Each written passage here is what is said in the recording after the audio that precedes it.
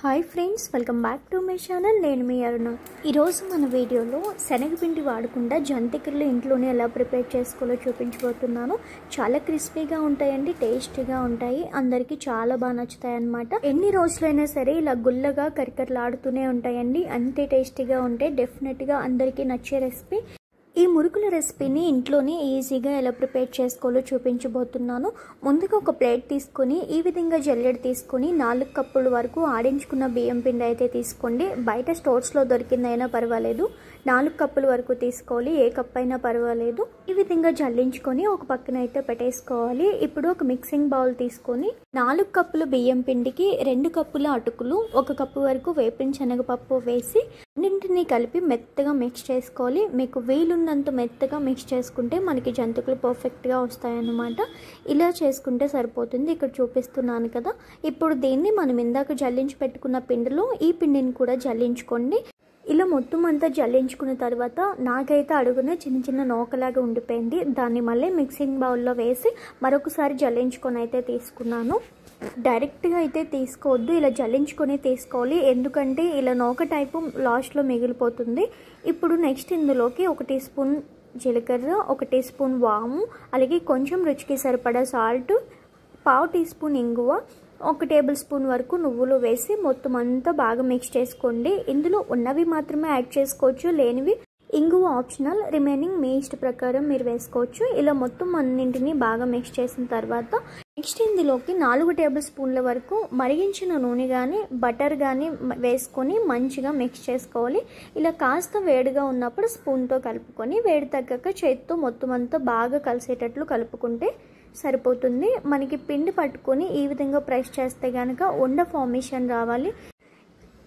ఇలా వస్తే కరెక్ట్గా మనకి ఆయిల్ సరిపోయినట్లు. ఇలా ఎక్కువ ఆయిల్ కూడా వేయకూడదండి, ఆయిల్ ఎక్కువ అబ్జర్వ్ చేసేసుకుంటుంది. సో లైట్గా తీసుకొని ఇలా మిక్స్ చేసుకుంటే 4 టేబుల్ స్పూన్ సరిపోతుంది మనం తీసుకున్న క్వాంటిటీకి.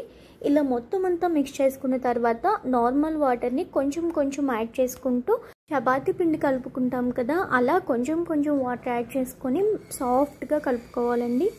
ఇంత పిండి ఒకేసారి తీసుకోవాల్సిన అవసరం లేదు. మీరు ఇందులో హాఫ్ ఇంగ్రీడియంట్స్ కూడా తీసుకొని సేమ్ కొలతలతో చేసుకోవచ్చు.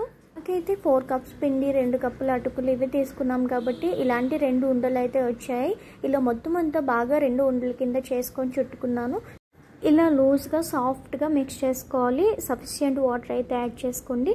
ఇక్కడ చూపించిన విధంగా ఇలా ప్రెస్ చేస్తే ఈజీగా ఫింగర్ లోపలికి వెళ్ళిపోవాలి, అంత సాఫ్ట్గా ఉండాలి పిండి అనేది. తర్వాత ఏదైనా ఒక తడి క్లాత్ ఇలా తీసుకొని పిండి మీద కప్పి ఒక 10 నిమిషాల పాటు పక్కన ఉంచండి. ఈలోగా కడాయిలో డీప్ ఫ్రైకి సరిపడా ఆయిల్ వేసి బాగా వేడెక్కనివ్వాలి. ఆ తర్వాత మురుకుల గొట్టం తీసుకొని మీకు నచ్చిన ప్లేట్ అయితే పెట్టుకోండి. నేనైతే ఈ హోల్ ప్లేట్ పెట్టుకున్నాను. ఇప్పుడు దీన్ని 10 నిమిషాల తర్వాత కొంచెం కొంచెం పిండి తీసుకొని ఇలా మురుకుల గొట్టంలో అయితే పెట్టుకోవాలి. మీకు ఒకవేళ జంతికలు రాలేదు అనుకుంటే కొంచెం వాటర్ తడి కూడా చేసి పిండిని మరి కాస్త పల్చగా కలుపుకోండి. అలా మురుకుల్లో పెడుతున్న ప్రతిసారి కొంచెం కొంచెం వాటర్ యాడ్ చేసి పెట్టుకుంటే సరిపోతుంది. ఇప్పుడు దాన్ని ఏదైనా బటర్ పేపర్ కానీ, కవర్ కానీ, లేదంటే ప్లేట్స్ కానీ, మూకుళ్ళు కానీ ఏమున్నా వాటి మీద జంతిక వేసుకొని ఇక్కడ చూపిస్తున్నట్లుగా మీకు ఏ సైజు కావాలంటే ఆ సైజులో వేసుకొని ఆయిల్లో ఫ్రై చేసేసుకోవడమే. నేను ఇక్కడ చిన్న చిన్న జంతికలు అయితే వేసుకున్నాను. మీరు పెద్ద వేసుకోవచ్చు, ఎలా అయినా వేసుకోవచ్చు. వేసి హై ఫ్లేమ్లో మాత్రమే వేయించుకోవాలి. ఇలా గోల్డెన్ కలర్ కానీ క్రిస్పీగా అయ్యేంత వరకు కానీ వేయించుకొని తీసి పక్కన పెట్టుకోండి. కింద ఏదైనా టిష్యూ ఉన్న పేపర్ ఏదైనా వేసుకుంటే ఎక్సెస్ ఆయిల్ ఏమైనా ఉంటే రిమూవ్ అయిపోతుంది. సో ఇదే అండి, రిమైనింగ్ జంతికలు కూడా సేమ్ ఇదే ప్రాసెస్లో వేసుకొని జంతికలు చేసుకున్నామంటే మనకి టేస్టీ అండ్ క్రిస్పీ మురుకులు రెడీ అయిపోయినాయి. చాలా అంటే చాలా క్రిస్పీగా ఉన్నాయండి. ఇక్కడ చూస్తేనే మీకు అర్థమైపోతుంది కదా. సో మీరు ఈ హోలే కాదు, ఏ ప్లేట్ నచ్చితే మీరు ఆ ప్లేట్ పెట్టుకొని ఏ షేప్లో కావాలంటే ఆ షేప్లో వేసుకోవచ్చు. ఎన్ని రోజులైనా ఎంతే క్రిస్పీగా గుల్లగా కరకరలాడుతూనే ఉంటాయి. పిల్లలకి కానీ మీ ఫ్యామిలీ మెంబర్స్కి కానీ ఒకసారి ఇలా చేసి పెట్టండి, చాలా బాగా ఇష్టపడతారు. ఇలాంటి మంచి మురుకుల రెసిపీ మీకు నచ్చినట్లయితే కనుక నా ఛానల్ని లైక్ చేసి, షేర్ చేసి, సబ్స్క్రైబ్ చేసుకోవడం మర్చిపోవద్దు. ఎలాంటి ఐటమ్ అయినా సరే మెత్తపడకుండా ఎప్పుడు ఒకేలా ఉండాలి అంటే, సేమ్ కుక్ చేసినప్పుడు ఎలా ఉందో ఎండ్ వరకు అలానే ఉండాలి అంటే కనుక మనం స్టోర్ చేసుకున్న విధానం ఇంపార్టెంట్. సో జంతికలు కానీ మిక్సర్ కానీ ఎయిర్ టైట్ కంటైనర్లో స్టోర్ చేసుకున్నామంటే మనకి ఎన్ని రోజులైనా ఒకేలా ఉంటాయండి.